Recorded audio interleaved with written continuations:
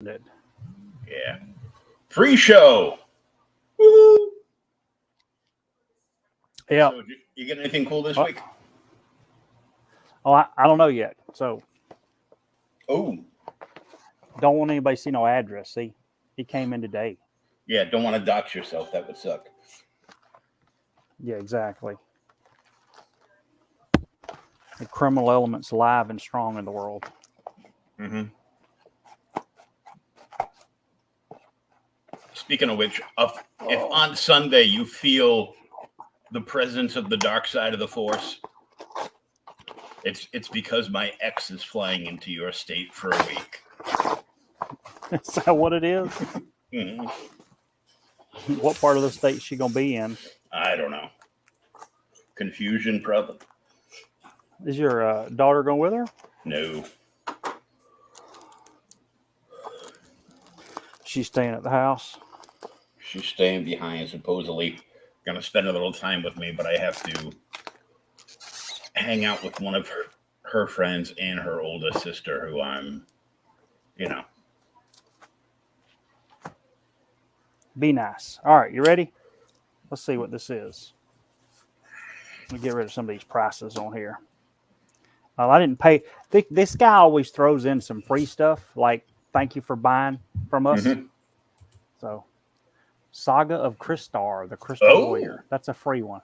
Oh, that's a cool one. I don't even. I've heard it. I don't know if I've ever read it. It's a #1. Really nice shape. I did buy these. This was a pair. Bernie Wrightston, Master of the Macabre, 1, and Dose. Oh, very nice. This is kind of beat up, but I bought it just for the cover. Oh yeah, Weird world.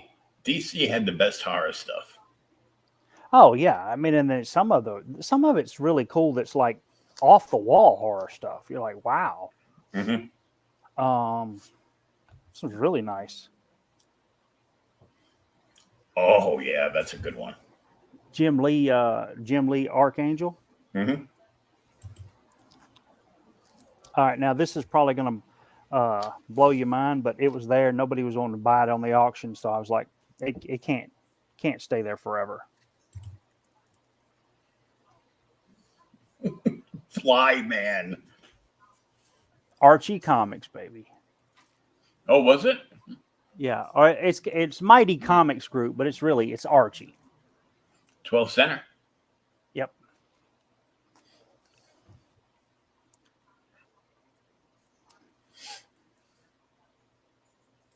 Swamp Thing 23.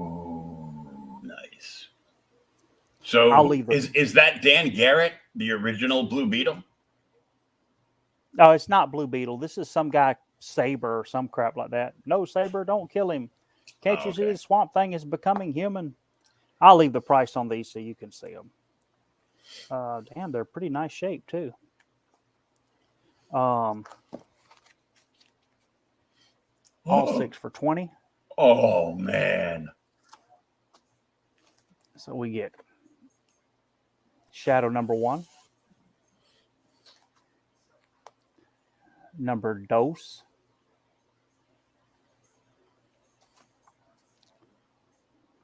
#3, Trace.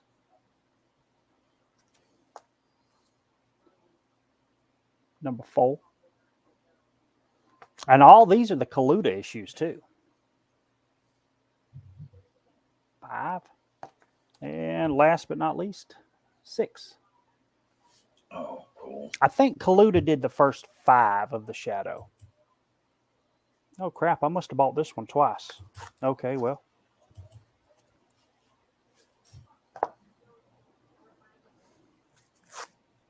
Here's another one. When I get around to my X-Men, if I don't have that one, I'll be like, remember that issue?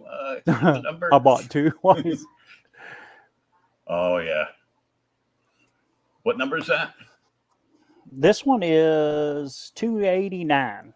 Oh, that's way late in their romance there. Yeah, this is the most expensive one I bought.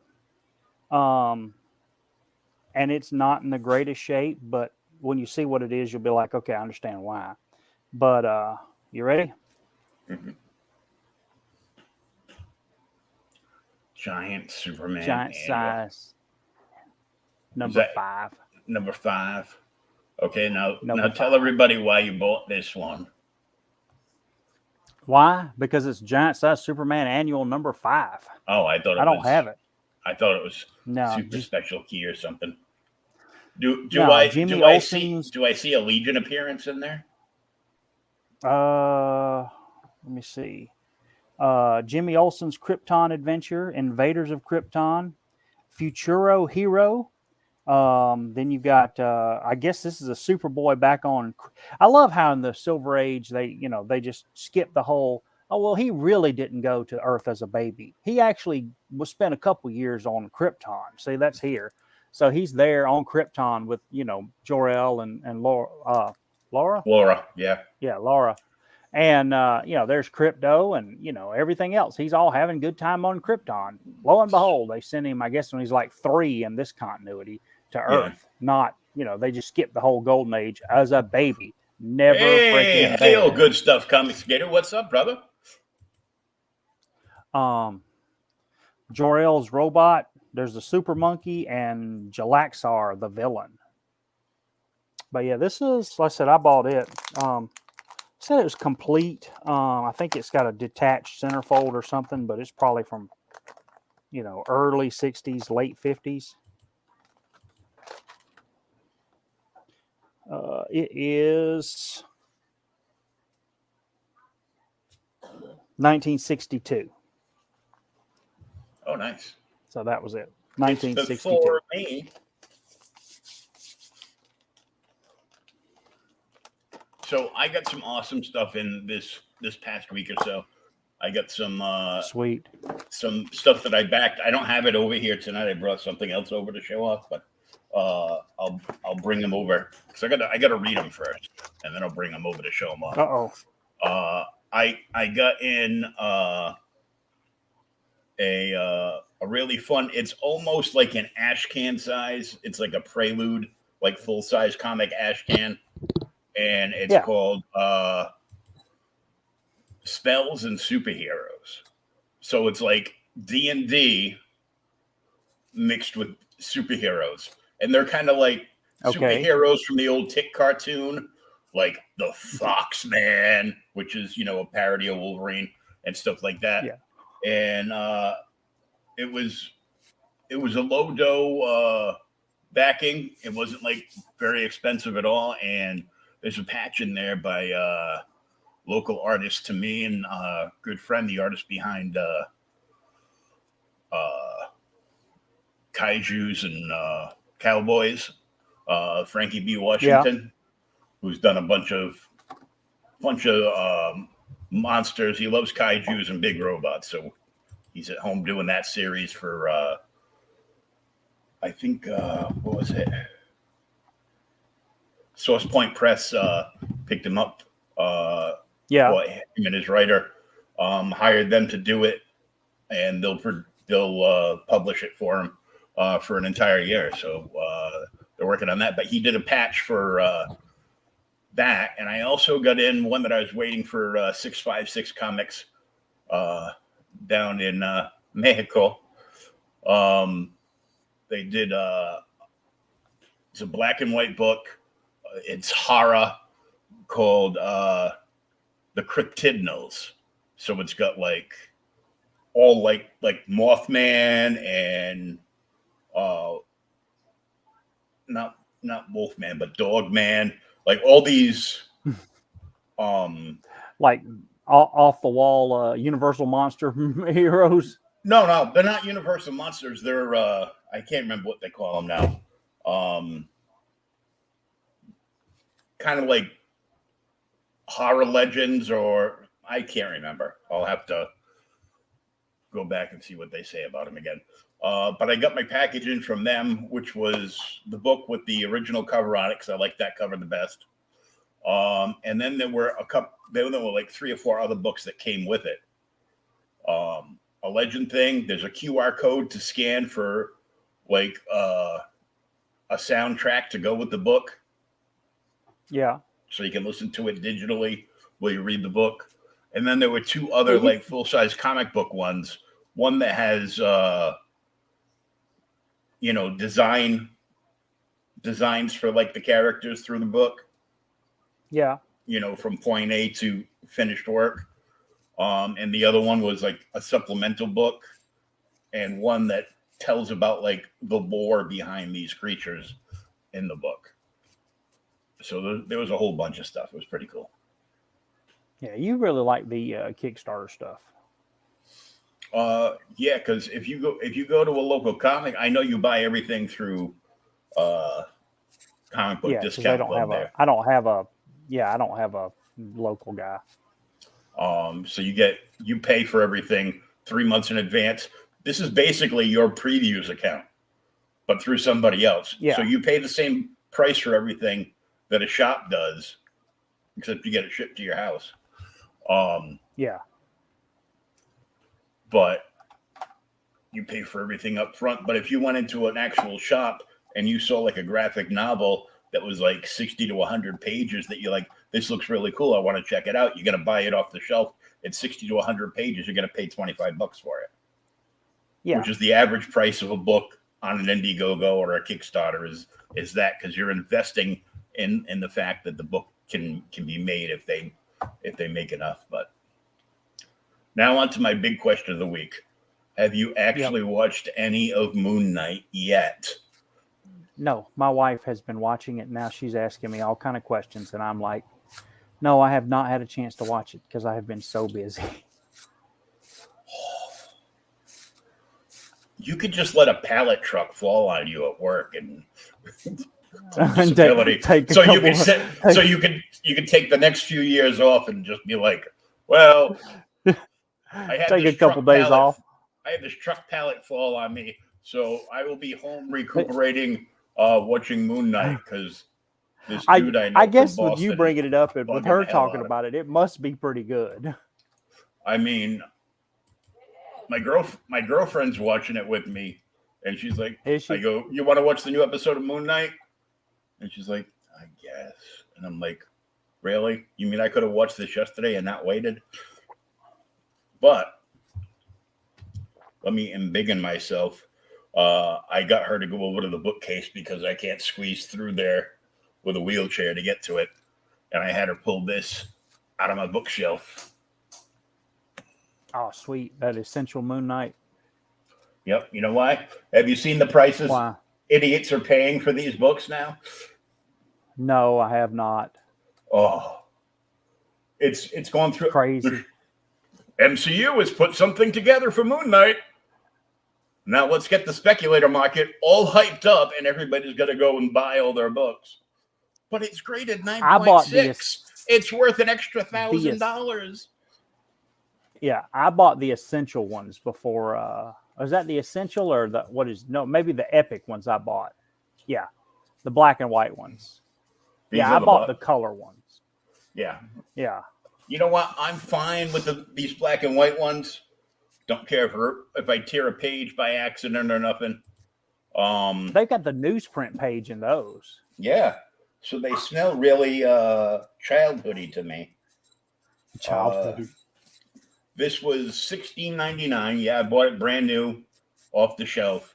And then when the shops were like, we can't move these books. Why can't we move these books? Well, if they had put them on eBay, they would have blown them all out of their stores, because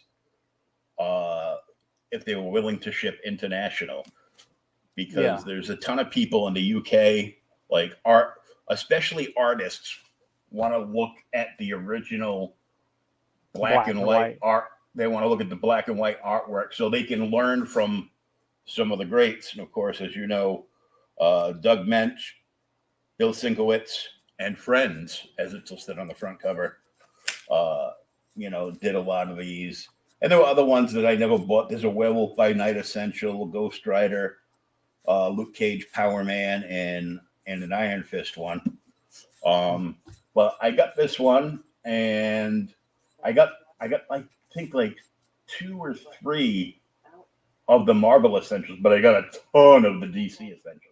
Yeah, I've Um, got the Hulk one, and I can't that I don't have but a couple of the Marvel ones. But I like you, I managed to pick up a bunch of the DC ones uh, at Ollie's. When Ollie's bought them, they did the buyout. mhm.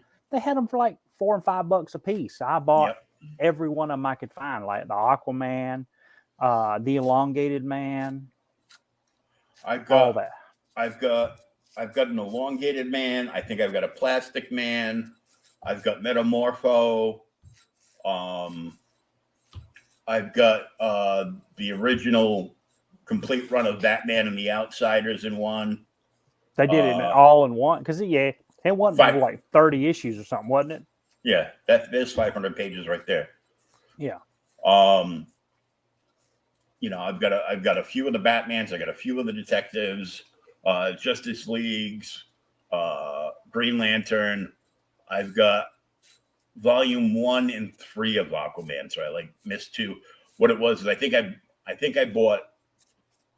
I can't remember whether it was number 1 or number 3 that I bought 2 of by mistake because I thought I grabbed the number 2 and I grabbed either an extra number 1 or 3. Number 1 or number 3.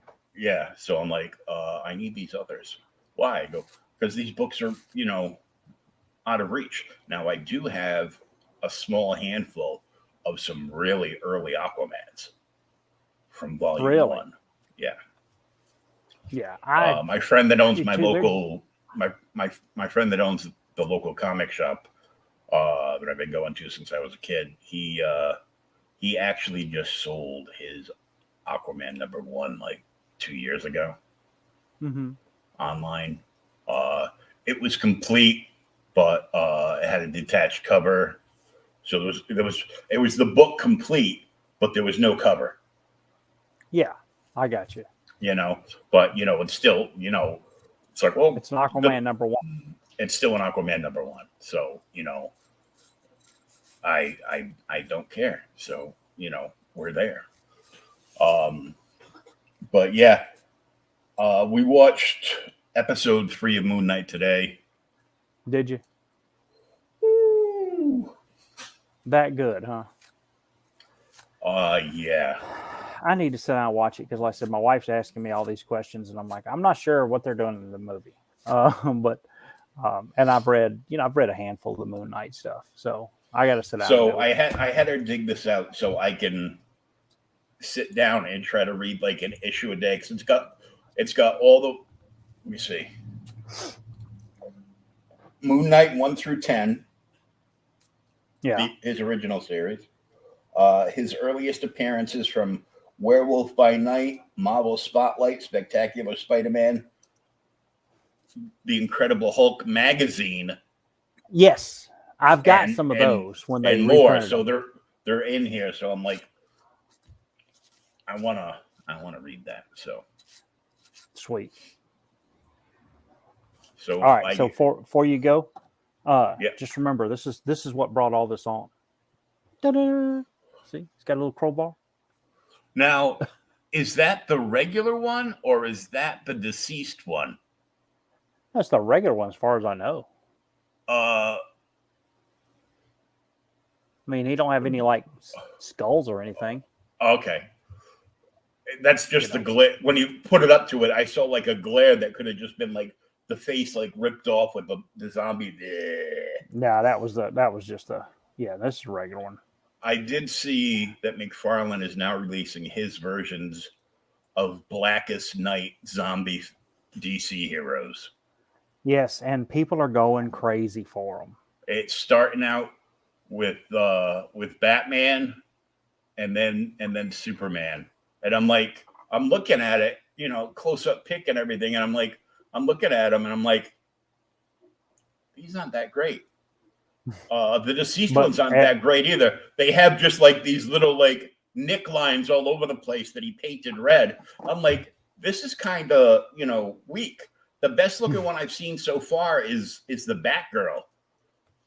Her fingers I don't think I've seen her. Her fingers. It's a new listing. Her fingers are all like points, kind of like if it was Catwoman's hands. Yeah, got like the really pointy fingernails under the gloves. up to like just before the knuckles. All the fingers are covered in blood. There's blood all over her chest, down her face. I'm like, that's it's supposed to look like that. I know it's a zombie. It's well, you read Deceased, didn't you? Yeah, long time ago, whenever it came out. Yeah. It's not really a zombie thing. It's just like some kind of like virus. I never read the end of it, so I don't know. Probably from Apocalypse or something. But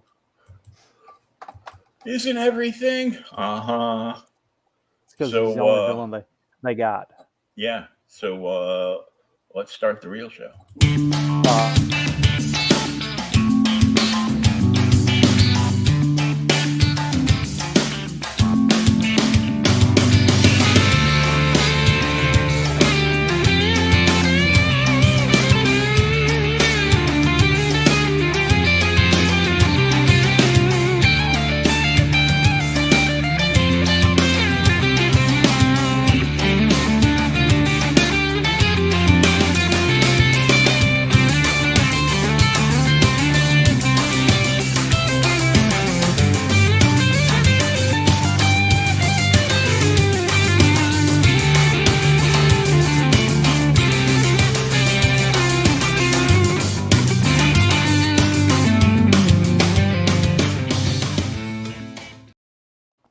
Hey, everybody, welcome to another episode of Not the Creators Outlet, even though it says so right there. We're going to be fixing that hopefully sometime soon. But it's on the Creators Outlet channel on YouTube as well as on Twitter and, on the Facebook over at, you can find it at Joker Fan group on Facebook, which is me also on Instagrams. So anyhow, it's Thomas and I. We're back for another episode of OK Boomer, the podcast. This week is part 2 of 4 issues under the Red Hood. And you wanted it more to be more than 4 issues, didn't you? Yeah, I go, no, there's got to be 5. There's got to be at least one more. It can't end here. I message you, goes, no, it ends there. But there's like another 6-issue arc that wraps this up at the oh my God, it's so good, dude. This was when Batman was really, really good. One of my favorite storylines. I just forgot how good it damn was. It's same creative team we've had. Pardon the toolbars, but apparently in the new updated version of this program, the toolbars can't go away, so I have to get a new photo editor for this. Yeah, I know. I just found out like 10 minutes before the show.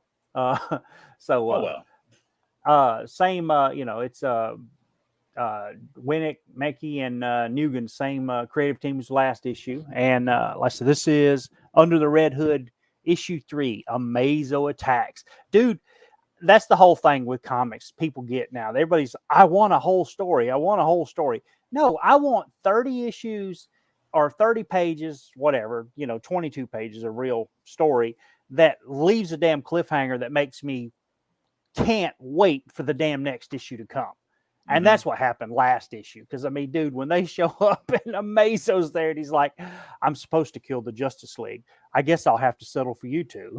And it's Batman and damn Dick Grayson with a busted knee. Yeah, he's got that Stone Cold Steve Austin knee brace going on. So I'm like, exactly. Cool. Yeah. Same cover artist, kind of classy, kind of painted covers, but Amazo Attacks. Sadly, it doesn't necessarily start there.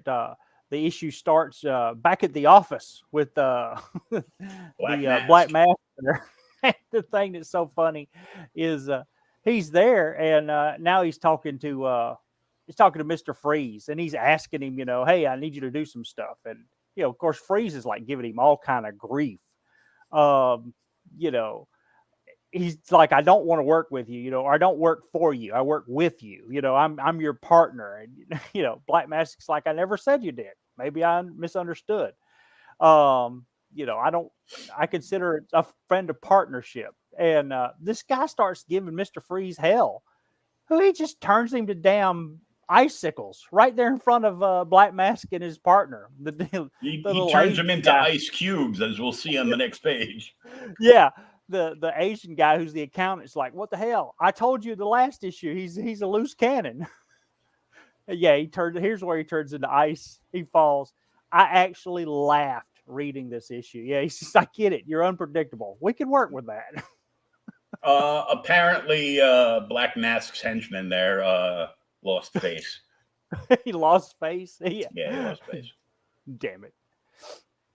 But yeah, so he finally tells him, he said, I need you to kill these guys. And he's wanting to go out there because the Red Hood's giving him hell. He's, stole all of his equipment and everything else. And he wants him to go out there and take care of it for him. So Mr. Freeze is like, yeah, I'll do it. But it leaves him there going out. And now we get to, part 3. Well, this is where the Amazo, story begins. And like I said, we talked about it last time. Now, I did not know this. You may have to go back and remind me. Batman actually says it here in a couple panels or a couple pages. This is an early issue, or not early issue, but an early version of the Amazo robot. So it doesn't have all the superhero powers. Yeah. See, what happens is they keep destroying him. Is that what it is? They keep destroying him, and a lot of times certain less scrupulous people, like me, would find the parts and reassemble it to, do their bidding, because everybody wants, a big giant robot with Vulcan ears. Vulcan ears. And some weird kind of like Romulan head cap to do their bidding for them. Every time I see Amazo, all I can think of is the Captain Stern part from the Heavy Metal movie. Damn it. Hi, my name is Hanover Fist. Yes. Yeah. The whole, lie, what is it? Barion's too good for him. Stern! Yeah. Damn it. So Amazo comes out and he just straight tells up Batman and Nightwing. He says, you are easily outmatched. This will end quickly.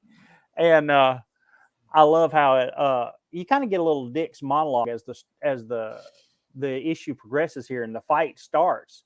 Because he starts talking to Amazo, who is a robot who he gives 2 poops what you say to him.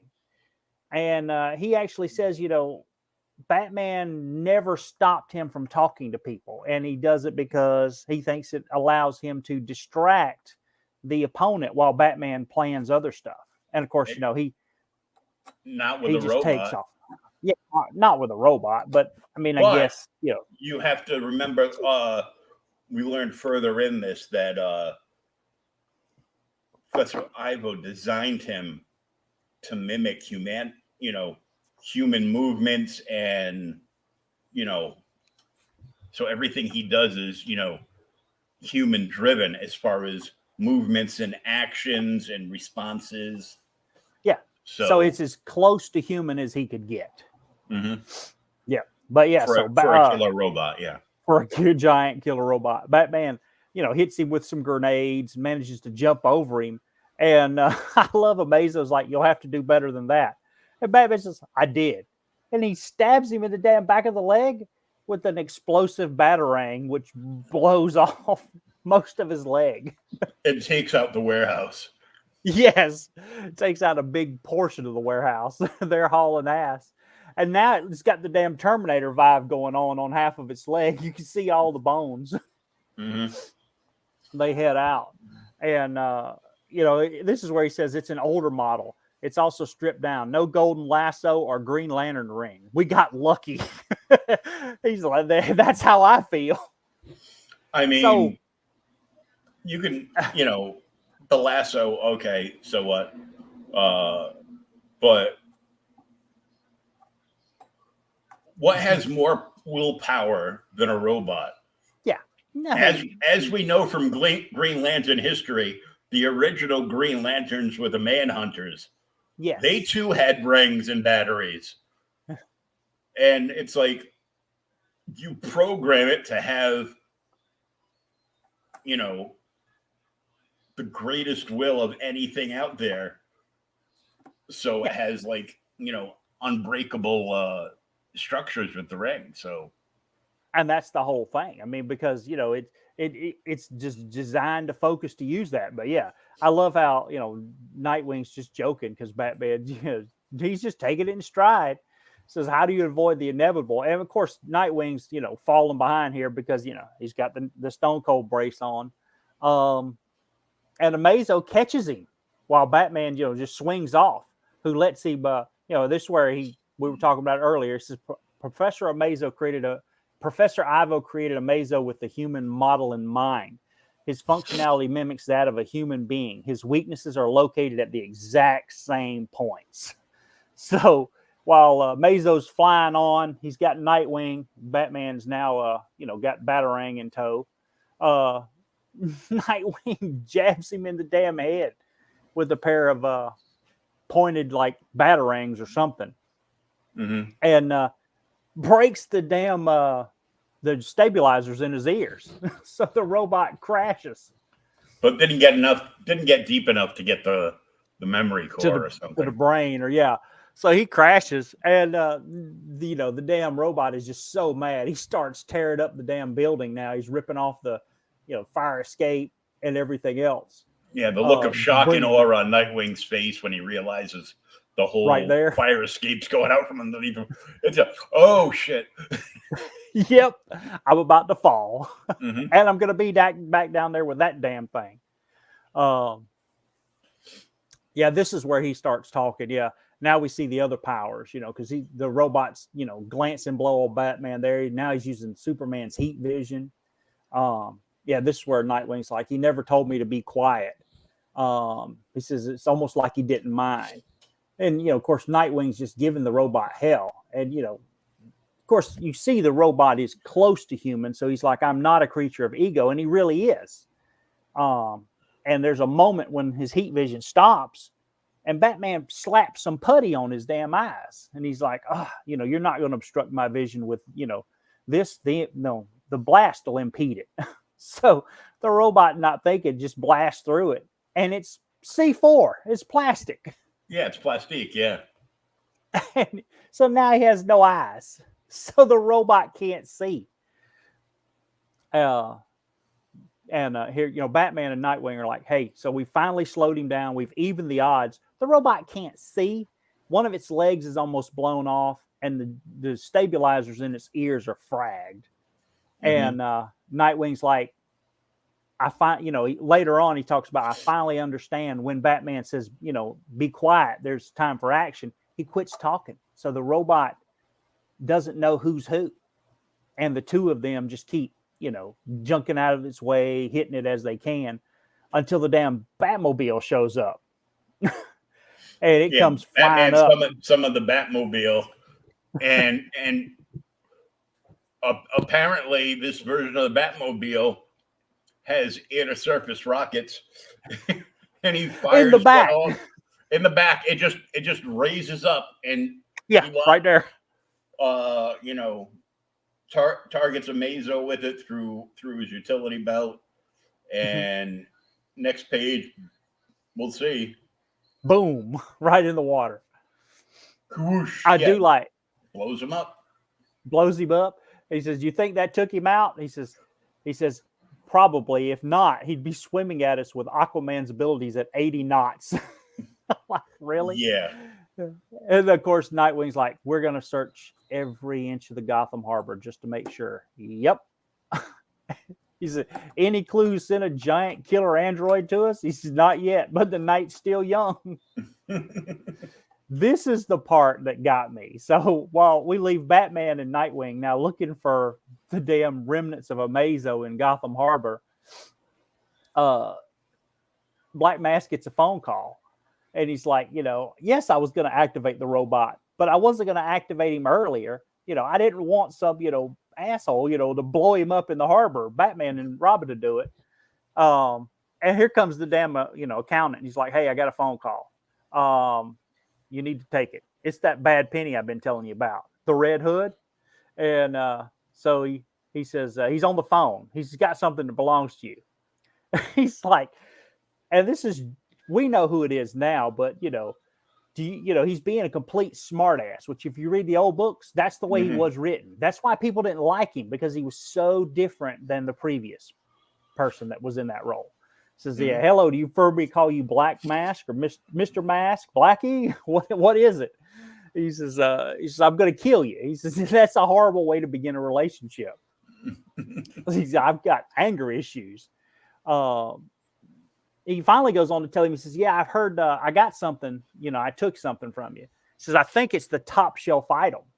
So Black Mask is like, son of a bitch, which crate is it? He says, I don't know. I don't have the manifest number, but it's a box filled with over 100 pounds of kryptonite. And the last panel is Black Mask like, yeah, I'm going to need that. See, here's something that's a mistake with this. Yeah. See all that kryptonite? It's green. Yeah. The next issue, it's not. It's not. It's different colors. Yep. It's it's like friggin' Fruit Loops. Yeah, it's green, red, blue. Yeah, it's like Fruity Pebbles. I'm like, oh man, this could really screw stuff up. Yeah. But so it's 100 pounds of kryptonite. Of course, here's the big issue that everybody oh no, it can't be you. And this is the kind of the unmasking. We could see a little bit of the reflected face here, but we still don't know who it is. We actually do know who it is, because the very first issue, the first page, is the reveal, and then we get the actual story behind what the hell just happened. Well, he doesn't reveal his face. He just takes the mask off in the first issue. So we know who he is, but we really don't know who he is, and that's the whole thing. And they reveal who he is here, but yeah, it was so good. I read the next 6 issues afterwards. I know, but hasn't sat down to watch one 45-minute episode of Moon Knight. Good God, man, I'm sorry. So now we flash back into our story, and now we're talking about rare substances in the world, gold, diamonds, plutonium, all this, all this is super rare, but nothing is as rare as kryptonite, because it comes from another planet. It'll keep Superman at arm's length. Wealthy people want it, all this. And of course, now Nightwing and Batman are back at the damn warehouse, and they're looking to try and see what the hell's going on.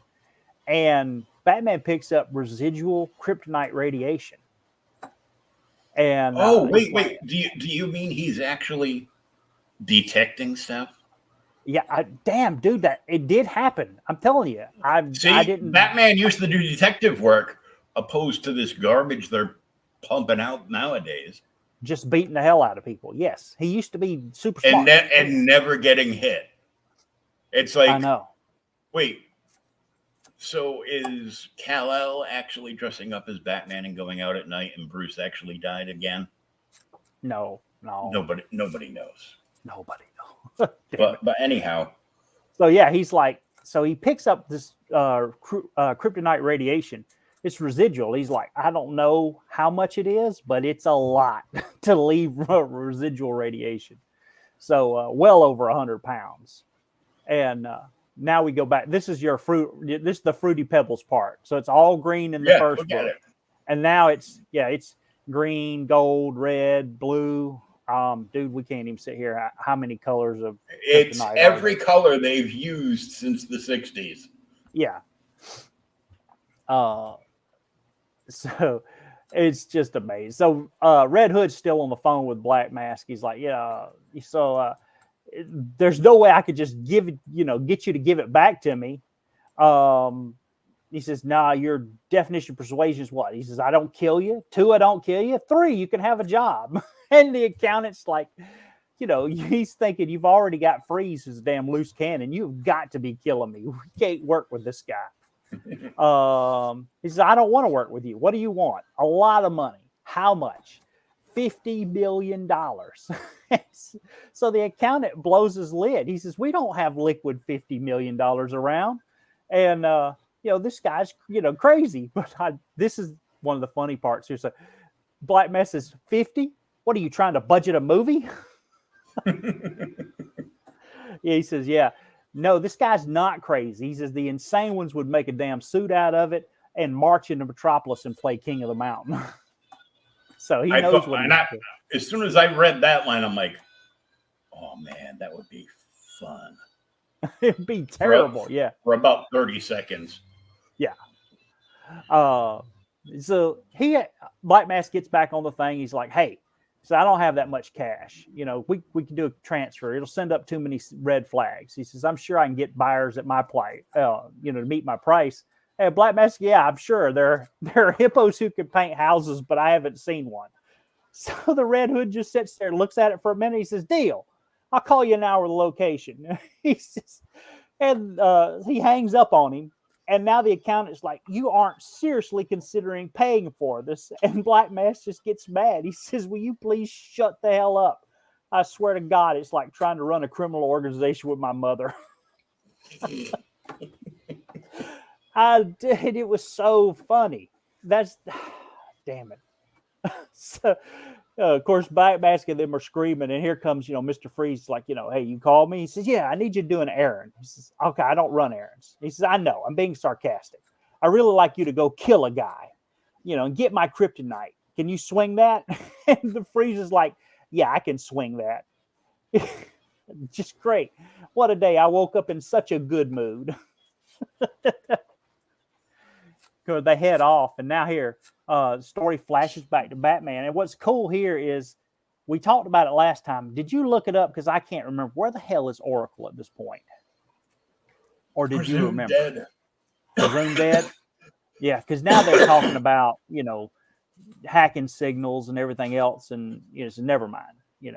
Oracle's not here anymore. She was in the clock tower in Gotham, and it got blown up. You got blowed up. Okay. Yeah. So Batman's like, hey, that's not an option. So we're just stuck driving around. They're literally driving around until they pick up either like the radiation or some kind of phone signal or something to lead them to where the hell they need to go.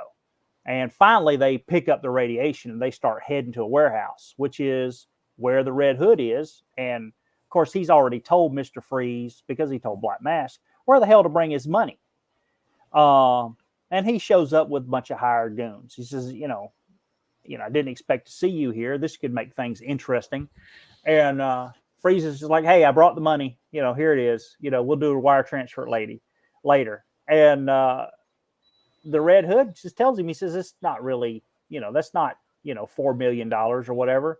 It's just the top layer of cash. The rest of it's, Chinese newspaper or something. And Freeze just doesn't give it two craps. He's like, nope. It's actually the Gotham Guardian. And the other guys are freaking out because, now they know the Red Hood's going to kill him because they know he doesn't have his money.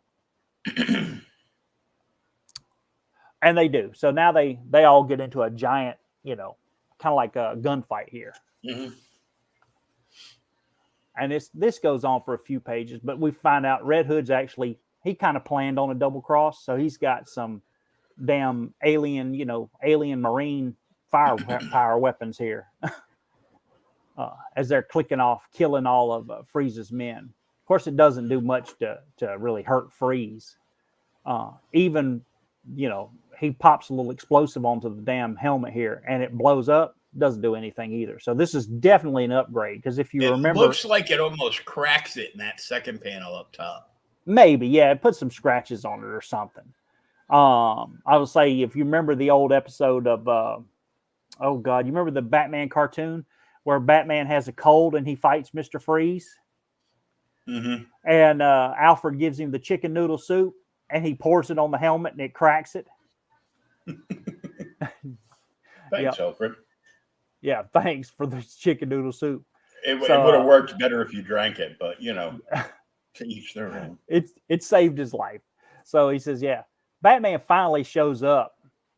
And when he shows up, now Robin and Red Hood get into it. he's like, hey, you're not going to get out of here with the damn kryptonite. You're not going to get out of here with the money. And the Red Hood finally tells him, he says, that wasn't my goal at all. My goal was to get the lay of the land and see, who was who and what's going on here. So he opens fire on Batman and Nightwing with his, machine guns, and Freeze just is like, that's enough of this shit. I'm gone. So he highs Bud out of there, highs tail out of there.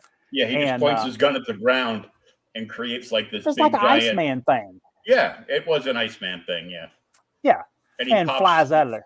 He pops through the roof from the speed of his velocity, and he's gone. And that giant ice column blocks Batman and Robin from getting up there to go after him.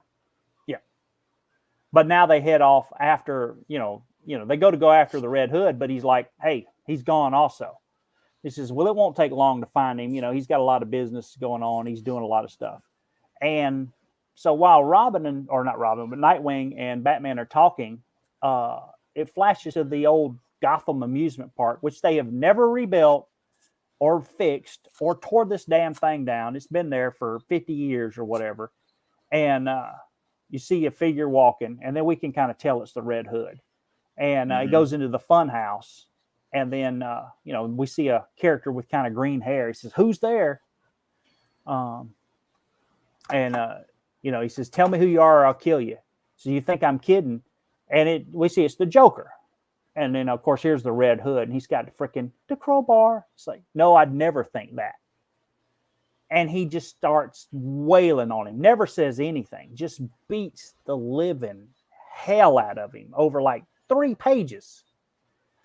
And then at the end, he says, tell me, how does that feel? And he finally takes off the hood. So we see who it really is. Ta-da! Yep. Jason Todd. Now, is that the crowbar that he actually got beat to hell with? I doubt it. That crowbar is probably, hanging up in the Batcave somewhere. Locked away. But yes, this is the end of the fourth, like I said, 4 issues. And then the next, there's like another 4-issue run and a couple more issues after that. And I read them all because it was so good. And they're really quick reads. It's just amazing to me how good they are. And I still can't believe this is like 17 years old. But the next 4 issues is literally the Red Hood doing stuff while Batman is detecting and going to see everybody he knows that deals with magic, because he has a good idea who the hell it is. So he goes and asks Zatanna. He asks Jason Blood. He goes all over the place talking to all these people to see, he talks to Superman. He asks Superman, how did it feel when you were dead? All this. Superman's like, you know how it was when I was dead. Because he knows it's Jason Todd. And then finally at the end of that issue is when it picks back up at the very first issue of the story arc, 635, I think it was, with the fight out in the middle where he takes his mask off. But damn, it's a good read. Did you think of anything while we were doing all this? I'm sorry, did you say something? I said, damn it. See, if you wasn't up watching Moon Knight, you wouldn't be you could be awake. I said, did you think of what we're going to read next? Yeah. What is it? Moon Knight? You're going to make me read Moon Knight? What issue? That book's like 500 pages. That's good. You just read 6 more. You can handle the whole book. I'm sorry.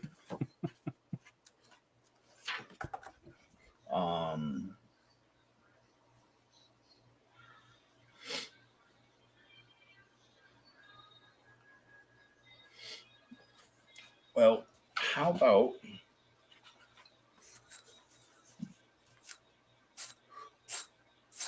we read his first appearance in Werewolf by Night 32. All right. Werewolf by Night number 32. First appearance of Moon Knight as he captures the werewolf. That's the one where he like hauls him up into the Moon Knight copter, isn't it? Mm-hmm. This is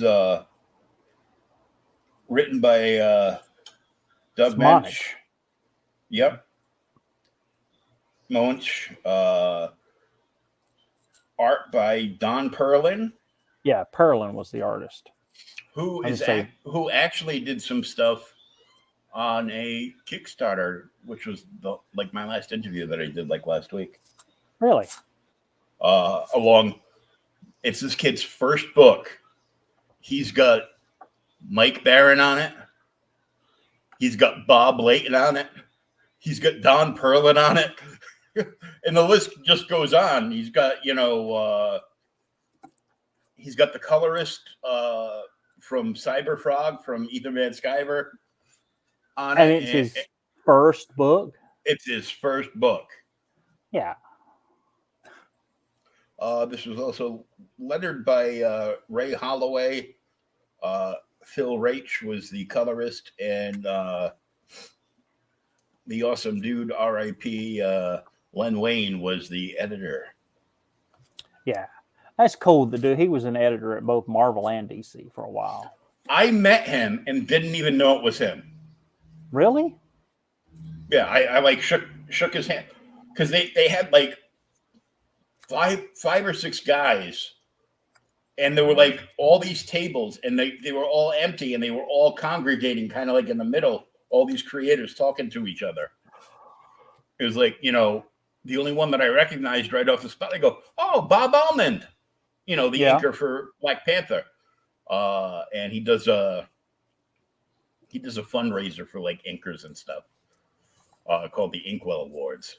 And I've won stuff off their eBay auctions that's done to, as fundraiser only. And some pretty impressive stuff. So I'm like, I'm always checking out what they're putting up and what's going on and share it out, whatever.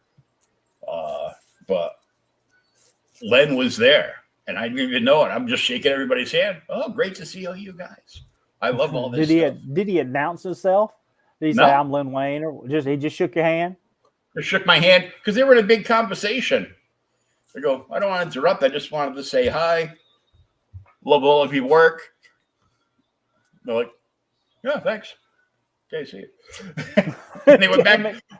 They would do it. There was some kind of like awards thing that they were getting ready to all like go off to, and their underlings were going to take over, like watching their tables and stuff. But we'll see. What's funny about that is I know it sounds terrible, but it shows you they're normal guys too. That they're kind of enough in their conversation that they went away. I mean, it's like I told you, like the time that I walked up on Wrightston and he's eating a freaking sandwich. He said lunch, and nobody's talking to him. Oh yeah. So we'll be back next week, and we'll go through the first appearance of Moon Knight. Might be something that people might be interested in, since the show is going on halfway. I will make time to watch them.